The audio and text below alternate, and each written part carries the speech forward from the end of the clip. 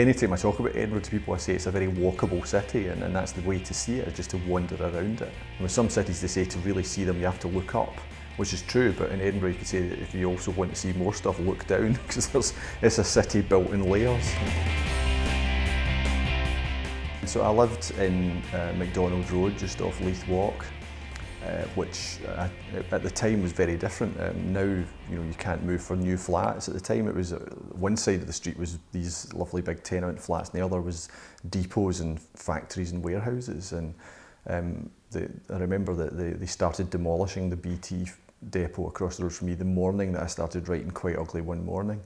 Every morning at about 5 a.m, I would hear this rumble of a train out my back window, and I would wonder why it was only at that time. And there was a train line ran behind my flat, but it turned out it was a sewage train. It went to the sewage works at the end of McDonald Road, and this stuck with me. It amused me. So in my book Quite Ugly One Morning, I have this hitman end up down on this line, and I think he gets one of his arms cut off by the sewage train, or his hand cut off. So the places I would see, I would just think, I must set something there. Some people will talk about the fact that Edinburgh has a public face and a private face that lends itself to crime fiction.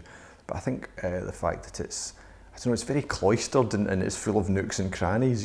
Whenever you walk around it, you can imagine secrets, you can imagine hundreds of years of sort of nefarious deeds going on, which I think is fairly inspiring.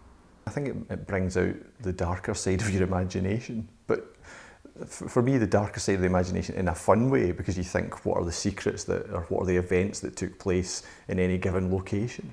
Of late, actually, the most remarkable book I've read set in Edinburgh was Charles Stross' Rule 34, because it's set in the near future.